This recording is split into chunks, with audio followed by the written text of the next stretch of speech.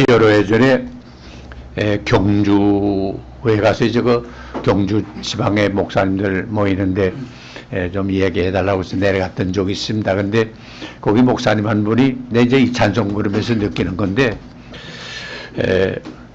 찬송가에는 분명히 존귀 영광 모든 권세 주님 홀로 받으시고 멸시천대 십자가는 제가 지고 가오리다 라고 찬송가에는 그랬는데 요새 어떤 교회에서는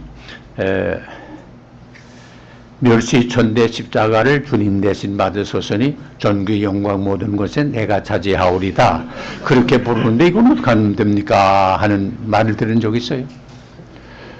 이건 말 같지 않은 말이지만 현실입니다. 특별히 우리 이거 다 목사님들 모였습니다만은 목사님들 가운데 그런 분이 꽤 돼요. 다는 아니에요. 꽤 돼요. 주님 나 대신 십자가 지셨고 나는 십자가가 아니고 존귀 영광 모든 권세 차지하려고 하는 분들이 많기 때문에 오늘 우리 한국교회가 좀 어렵잖아요. 이건 우리 찬송 그대로 살아야 안 된다고 생각해요. 네. 이 사실을 생각하면 참 가슴이 아파요.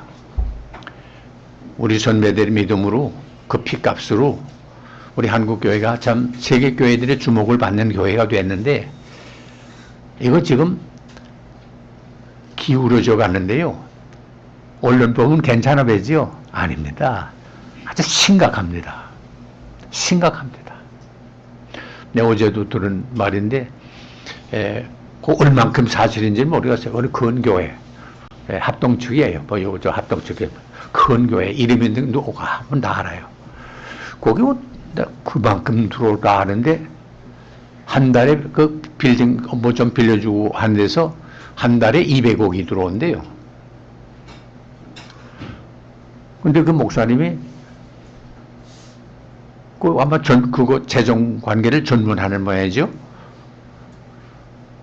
뭐 1000억도 아니고 뭐 하여간 1조 뭐 어떻게 하는 말이 들려요. 근데 그 뭐 그냥 하는 말이 아니라 우리 사무장 되신 분이 어쨌든 그분도 재정 전문가예요. 그러니까 무슨 뭐 단위가 잘못될 사람은 아니거든. 그거 회계사로 계시니까 뭐 재무사 그러니까 다 그 정확한 사람인데 그 말을 하고 자기도 너무 충격을 받아가지고 이거 어떻게 된 겁니까 하는 말을 하는 거 들었는데 그 비슷한 경우들이 지금 얼마나 많은지 알아요. 나는 목사 돈 없이 산다면 거짓말이라고 해요. 돈이 있어야 돼요. 돈 없으면 어떻게 밥을 먹어요? 그래도 먹고 입고는 살아야 되잖아요. 하나님이 그거는 반대한다고 생각 안 해요. 그러나 돈을 모으려고 생각하는 건 난 바른 생각이라고 생각 안 해요. 돈 모으려면 장사하시라고. 지금이라도 장사하면 돼요. 기업의 모토가 뭡니까? 이윤 추구 아닙니까? 수단 방법 가리지 않고 이윤 추구하는 게 아닙니까? 그러나 오늘 세계 경향이 돈을 벌어도 그래도 법대로 제대로 벌자 하는 게 지금 돌아가는 현상 아닙니까? 전에는 그것 좀 마구잡이로 보려고 했습니다. 그러나 이제는 그렇게 가지고는 세계 기업을 운영하는데도 제대로 돼가지 못하거든요. 하물며 하나님의 교회에서 어떤 애가 글 쓴 거 봤는데 목사가 돈을 모으면 얼마나 뭡니까? 그러니까 요거는 최소한도 벗어나야 된다고 봐요. 먹고는 살지만 성경이 그러잖아요. 예수님 먹을 것 있고 입을 것 있으면 그것으로 속한다. 사람의 사는 게 가산에 눅눅한 데 있지 않다 분명히 말씀했는데 우리 목사 자신이 요것만은 좀 지키면 좋겠어요. 돈보다 더 중요한 게 뭐예요? 돈으로 살 수 없는 게 있어요. 명예예요. 하나님의 종이라는 이 명예 요거는 지켜야 돼. 뭐 명예도 중요하지. 뭐 세상에 내 말은 이 명예 무슨 뭐 총회장 되고 뭐 그런 걸 말하는 게 아니라 목사라고 하나님의 사람이라고 하는 명예. 교인들이 볼 때 아니 세상 사람들까지 볼 때 저분은 과연 목사님이다. 저분은 과연 하나님의 사람이었다.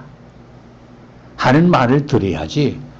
그분은 뭐 돈이 많대. 목사 돈 많아서 무슨 자랑이에요. 그 뽐낼 거 뭐 있어요? 어떤 목사는요, 우리 교회에서 나보다 좋은 차 타는 사람이 누구야? 그 재정부장한테 제일 좋은 거 사. 그런 사람이 나 잘 아는 사람이에요. 그게 무슨 자랑이에요. 나 그래서 뭐 여러분 꼭 다 프라이드 타라. 나 그 말은 아니에요. 형편대로 하는데 교인 수준의 눈을 보여야 돼. 내가 지금 어떤 교회를 섬기나, 우리 교인의 형편이 어떻나 하는 거 요 정도는 알지. 목사가 눈치를 누굴 봐야 돼요? 교인을 눈치를 봐야 돼. 국회의원 누구 눈치 봐야 돼요? 국민의 눈치를 봐야 돼요. 지금 요새 국회 지금 엉망아니에요. 국회의원이 누구 눈치 봐요? 추천해주는 사람의 눈치를 봐요. 그 사람 앞에 있어야 되고, 그 사람 백을 있어야 되고. 네, 요새 그 대통령, 다른 자리에서도 말했지만 대통령 국회에서 30분간 연설하고 이제 돌아가는데 그 여당 의원들이 뭐 이렇게 저렇게 하면서 나가는데 막 수들하면 그러라고 저게 눈도장이라도 하나 찍으려고 그러는데 어떤 사람, 저 여기 있어요. 여러분 그거 봤어요? 이야, 그 청와대도 있다고 나온 국회의원인데, 그거 상당한 사람이죠. 근데, 저 여기 있어요. 야, 내 있다, 거기다, 국회의원에. 아까 학수 한 번 안 하면 어떻게 그 사람 모르겠어요? 좀 나는 국회의원대로 품위가 좀 있어야 되고, 목사는 목사대로 품위가 있어야지. 우리가 뭐 있어요? 예, 여러분. 우리가 무슨 돈이 있어요? 권력이 있어요? 뭐 지식이 나보다 특별히 많아요? 아무것도 없잖아요. 그러나 적어도 하나님의 종이라고 하는 거 있잖아요. 하나님의 나라의 천국에 우리 뭐예요? 그리스도의 대사 아니에요. 대사가 품위가 있어야지. 대사가 노절하게 시시하게 살면 그 나라 꼴이 뭐예요? 뭘 보고 그 나라 믿겠어요? 그래서 난 이 자리에 오신 여러분들은 앞으로 최소한도 우리가 의식을 좀 그렇게 갖자. 그걸 말씀드리고 싶어요. 그래서 오늘 내가 성경 말씀을 하나 택했는데 여러분 잘 아시는 대로 로마서 12장 말씀을 택했는데요. 로마서 12장 1절이야. 그러므로 그 형제들아 내가 하나님의 모든 자비하심으로 너희를 권하노니 너희 몸을 하나님이 기뻐하시는 거룩한 산제사로 드리라. 이는 너희가 드릴 영적 예배이다. 우리가 영적 예배인데 영적 예배를 어떻게 드려야 되나? 산제사다. 죽은 제사가 아니고 산제물로 드리자. 다시 말하면 우리의 생각과 말과 행위 그 자체가 제물이 돼야 돼요. 제물이 된다는 말은 그분을 하나님이 받으셔야 하는 거 아닙니까? 하나님 앞에 우리는 산 제물로 바쳐진 거라고 말이요. 나는 내 거야 아니고 하나님의 거다 그 말이에요. 이게 예물이다. 그래서 그러면서 한 말이 너희는 이 세대를 본받지 말고, 그래서 우리가 하는 일은 세대 본받는 게 아니에요. 그 많이 쉽죠? 실제로는 어려워요. 이 세대 본받지 않는 데는 어려워요. 유행이라는 게 있잖아요. 유행은 남이 하는 거 따라 하는 게 유행 아니에요. 이거 하나의 말하자면 모방이거든요. 사람은 다 누구한테는 모방 심리가 있어요. 남이 하면 따라가고 좋은 거 따라가고 변하고. 근데 그러나 이 유행이라는 게 변하거든요. 이거 잘못 생각하면 그렇게 될 수가 있는데, 심리학에서 소위 모방이, 우리 심리에 있는 모방 심리가 있는데 소위 반대 모방이라는 심리가 있어요. 남들이 이렇게 하면 나는 그저 아야 다르게 한다는 건 그저 꼭 반대로만 노는 거 있는데 이건 부정적인 생각이에요. 여기 말씀은 그건 아니에요. 너희가 이 세대를 본받지 말고 한 말은 세상을 다 우리가 따라가게 돼 있잖아요.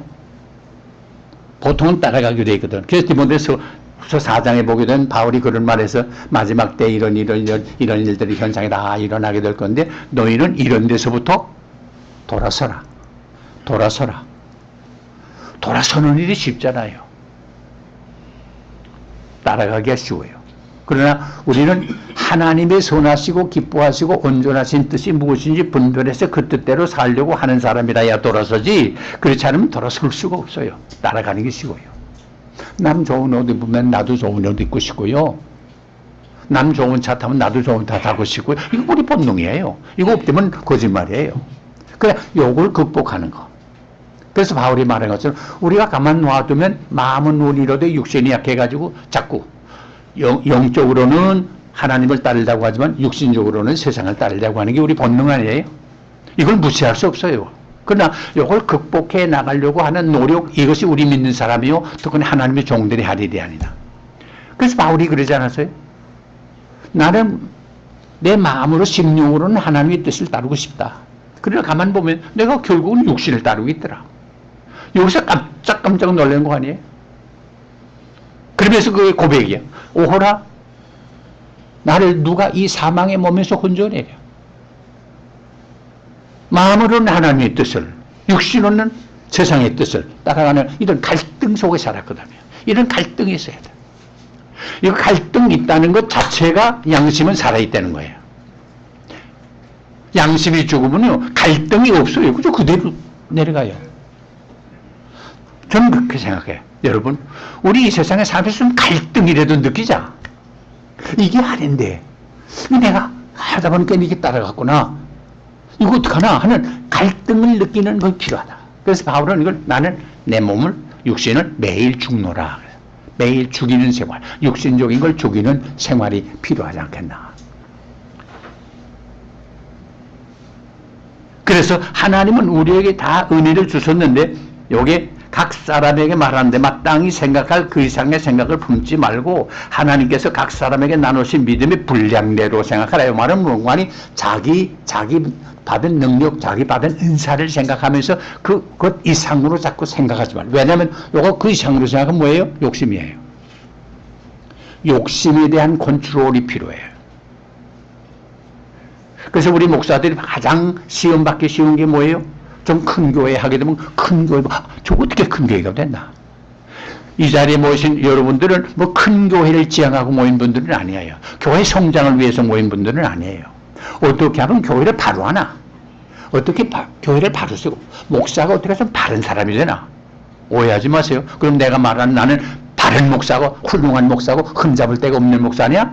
아니에요. 어떤 의미는 나는 여러분한테 말할 자격이 없는 부족한 사람이에요. 그러나 한 가지, 전 바른 목사가 되었으면 하는 노력은 있어야 되잖아요. 난 이게 필요하다고 생각해요. 내게 주신 은사가 있어요. 그래서 저는 내가 내 말에 미안합니다.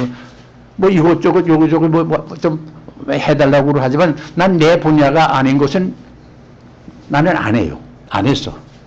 나는 한 가지 하기도 힘든데 내가 교회 하면서 목회회 하면서 말씀 전하는 거 요거 하나도 힘든데 내가 이것저것 어떻게 하나. 내가 다른 자에서 말씀드렸습니다만 지금 저 백석대학교라고 좀 커진 대학교 있잖아요. 거기서 저한테 요청이 왔어요. 우리가 속주화 교수로 3사람 모시려고 합니다. 한 분은 교회 역사, 그걸 민경배 박사, 한데 교회 역사 속주화 교수를 모시려고 합니다. 조직신학으로서는 박아론 박사를 조직신학의 속주화 교수로 모시려고 합니다. 실천신학에서는 박 목사를 저도로 속주화 교수를 모시는데 박매령에서 한 주일에 월요일날 나와서 1시간씩만 말씀하게 되면 우리가 최고 호봉을 드리겠습니다. 뭐 꿈 나쁜 건 아니잖아요. 교회 일하면서 월요일날 쉬면서 뭐 할 수 있는 건데, 그러나 나는 교회 하는 데는 해도 내가 교수 하는 데는 내가 은사를 못 받았다 하는 걸 내가 알아요. 또 이 모든 게 하는 일에 재미가 있어야 자기와 은사거든요. 나는 말씀을 전할 때는 마음이 뜨거워지고 기쁨이 있고 재미가 있는데 가리키는 데는 못하는 건 아닌데 그저 설교하는 것만큼 재미는 없더라고. 그래서 나 자신이 나는 하나님의 말씀을 전하는 데 은사를 받았지만 가리키는 데는 은사 받은 게 아니구나 하는 걸 내가 나 자신이 판단했기 때문에 그걸 사양했어요. 또 지금 저 횃불 선교회인가? 거기 그 재단이 있습니다만 한 분도 그래요. 목사님 와서 우리 이사장 책임지시면서 목요일날 월요일하고 목요일날 잠깐 나오셔서 그저 우리 사회만 해주시게 되면, 그러니까 뭐 그건 30년 전이네. 30년 전인데 매달 500만 원씩 드리고 기사 달려서 자동차 드리고 하겠습니다. 좀 와주세요. 그래서 고맙긴 한데 나의 뭐 자동차는 교회에서 받아 쓰는 거고 생활비 교회에서 받아 쓰는 건데 뭐 그러면 되지 뭐 500만 원 받고 뭐 다른 기사 또 두고 또 이 차 타고 저 차 타고 그럴 필요가 뭐 있나 해서 내가 고맙긴 한데 난 건 내가 할 수 없고 또 교회 앞에 양심이 내가 허락지 않습니다고 안 했어요. 따지면 뭐 법대로 어긋나고 나쁠 것도 없잖아요. 그러나 그건 내 취미가 아니야. 장로회 신학대학 이사장도 해보고, 총회장은 못 해봤습니다만, 노회장도 해보고 다 해봤는데, 나 그 회의하는데 별 관심이 없더라고요. 그래서 이사회 할 때도 그래서 다른 사람 시키고, 또 노회 할 때도 그저 부회장이 또 그걸 좋아하더라고요. 그래서 그저 사회도 부회장님 시키고, 난 그러곤 했는데, 자기가 받은 은사가 있어요. 나는 여러분과 같이 이런 말씀을 나눌 때는 내 마음이 기뻐요. 내 몸은 어떤 때는 피곤해도요. 뭐 하루에 어떤 때는 3시간, 4시간도 강의하라고 해서 강의를 하고 있는데 하다 보면 피곤할 때가 있거든요. 그러나 기뻐. 왜? 내 후배 목사님들과 이런 걸 나눠 가지면서 우리 한국교회를 어떻게 하든 조금이라도 바로잡는 데 공헌할 수 있다면 이거 얼마나 보람 있고 의미 있는 일이나 하는 생각을 하기 때문에 이렇게 하는 거예요. 하나님이 우리에게 주신 은사가 있어. 이걸 발견해야 돼요. 사람이 한 가지 해야지 여러 가지 하면 제대로 못해요. 한 가지에 집중하는 게 중요하다고 나는 생각해요. 목회하려면 목회 전문을 하고, 장사하려면 장사 전문을 하고, 사기 치려면 사기 전문을 하고, 하여간 한 가지 전문해야 돼. 그래야 돼요. 이것저것 하면 안 돼요. 우리 선배들 가운데도 뭐 목사로서 정치하는 사람도 있어요. 뭐 가령 정인영 박사님 같은 분, 감리교 목사지만 참 동망이 있고 민주당에서 아주 고물급이었는데, 그러나 목사로서는 걔 자랑스러운 일 안 돼요. 그동안 지나간 동안에도 목사로 정치하는 사람들 있잖아요. 그러나 정치로서 어떻게 될지 모르지만 목사로서는 성공이 아니에요. 이왕의 목사가 됐으면 하나님의 복음을 전하는 건 맡았는데 살든지 죽든지 이것을 위해 내놓아야 된다고 생각해요. 이 세상에 사람이 살아가는 데 가장 중요한 것이 무엇이냐 물어보면 사람에 따라 다를 거예요. 뭐니 해도 이 자본주의 세상에는 뭐니 해도 뭐니다 하는 사람이 있어요. 돈 있어야지. 아는 것이 힘인데 지식이 있어야지. 뭐니 해도 권력이 힘이 있어야지. 이거 다 필요 없고 사랑이 제일이라고 말하는 사람도 있어요.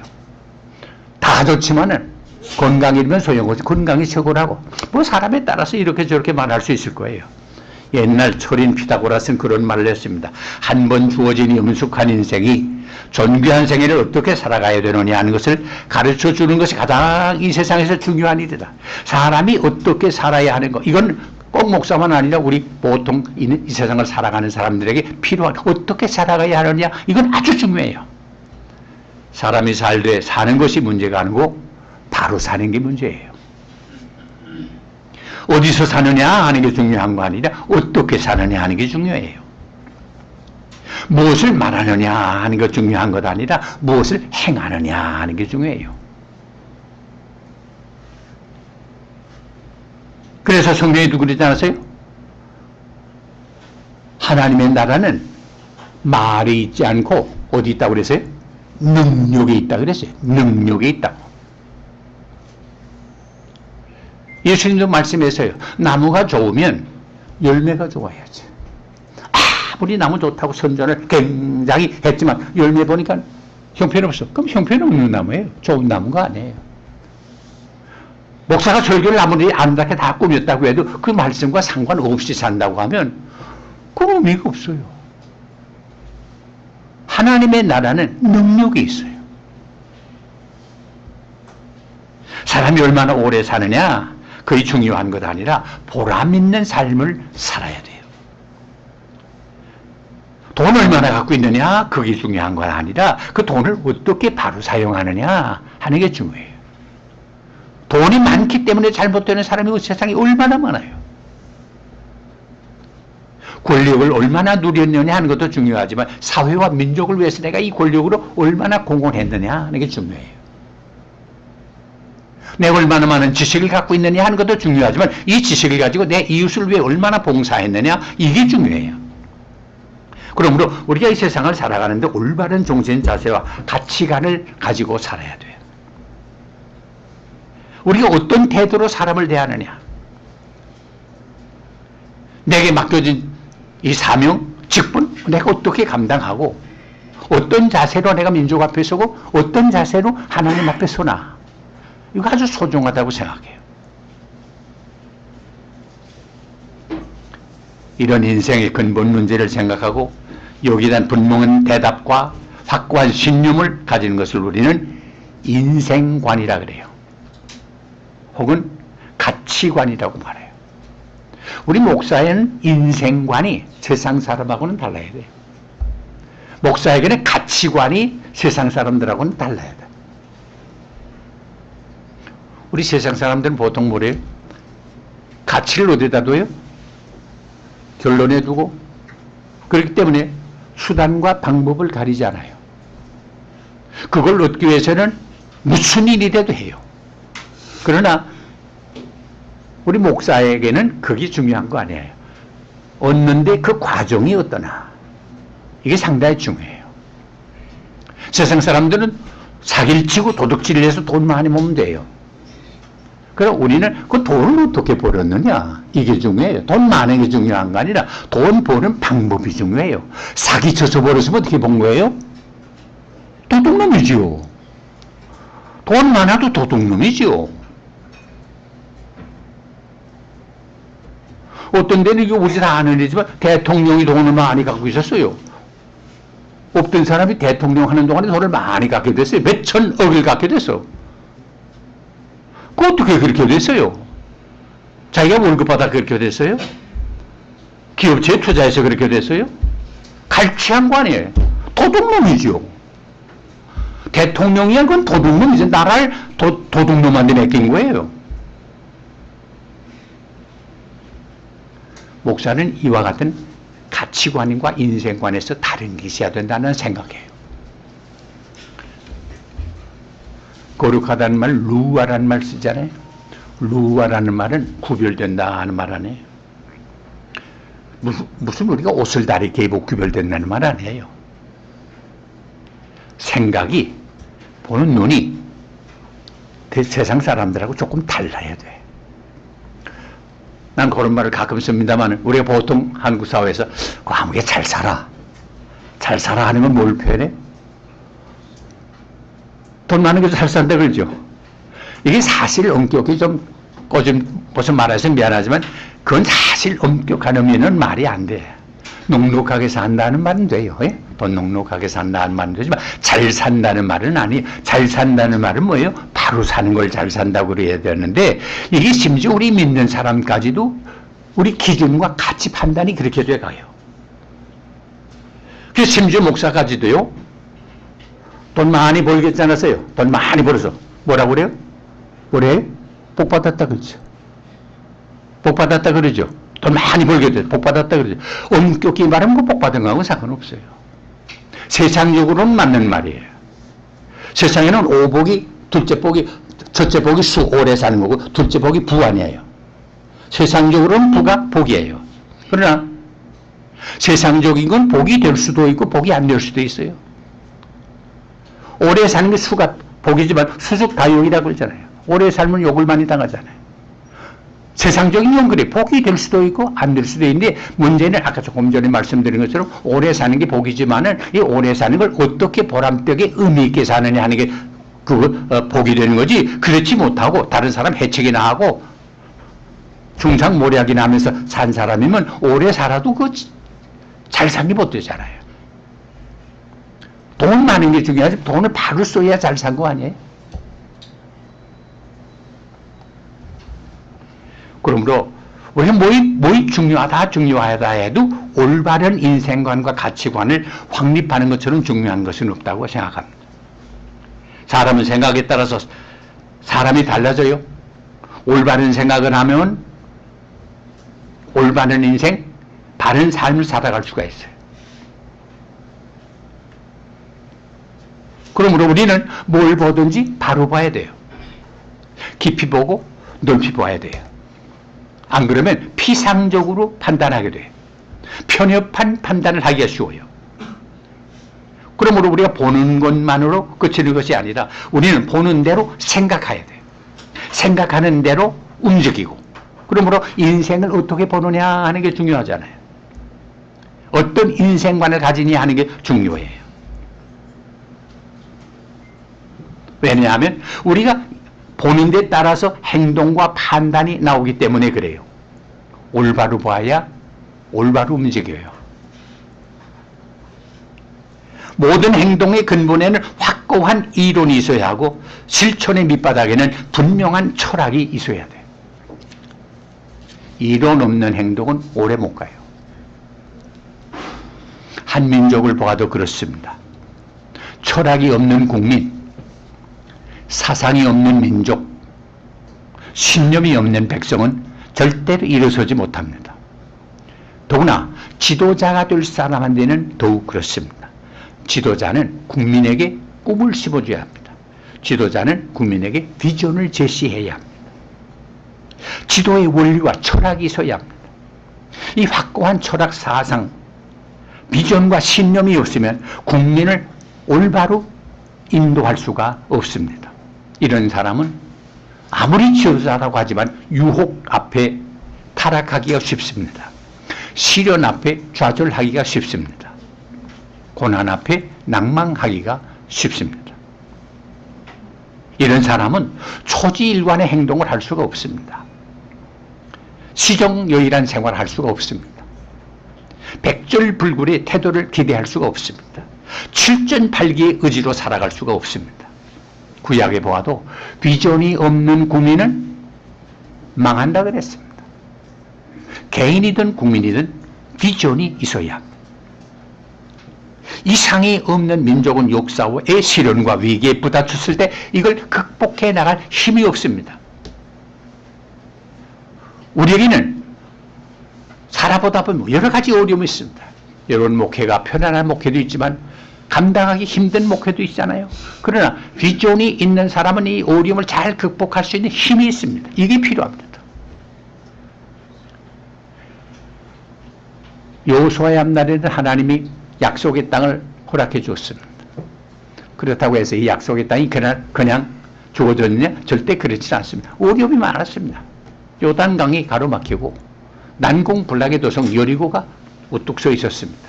그러나 그는 낙심하지 아니하고 좌절하지 아니하고 포기하지 아니하고 하나님이 허락해 주신 이 땅 차지하는데 어려움이 있지만 이걸 잘 극복해 나간다고 하는 투지력이 있었기 때문에 결국 그 땅을 차지하게 된 거 아닙니까? 물론 예수 믿는 분은 아니었습니다만 우리나라의 굴지의 기업인 현대그룹을 창설하고 이만큼 키워나간 그 정주용 회장의 그 회고록 나 읽어보지는 않았습니다만 그 제목만 보고 참 야구 그럴듯하고 좋다. 이거 믿지 않는 사람이 어떻게 이런 사고를 가질 수 있었을까라고 생각했는데 그분의 그 제목을 시련은 있어도 실패는 없다. 아마 멋있어. 우리에게 시련은 있어요. 그러나 실패는 없다. 비전이 있는 사람에게는 실패라는 걸 상상 못합니다. 언제나 승리하고 성공을 기대해야 되는데 그렇다고 해서 어려움이 없냐? 그렇지 않아. 어려움이 있어요. 그 일화 가운데 그런 얘기 있더라고요. 그 부하 직원들한테 내가 이런 거 생각하는데 자네 이거 한번 좀 해봐. 그러면 그 직원이 글쎄요, 그거 어려울 텐데요. 지금 우리 현실로서는 그거 거의 불가능합니다. 그러면 그 회장이 그랬대. 너 그거 해봤니? 해보기나 하고 그래라. 여기 중요해. 우리는 해보기도 전에 그만두는 경우가 얼마나 많아요. 여러분 잘 아시는데 이스라엘 민족이 약속의 땅에 몰로 스파이로 보냈는데 거기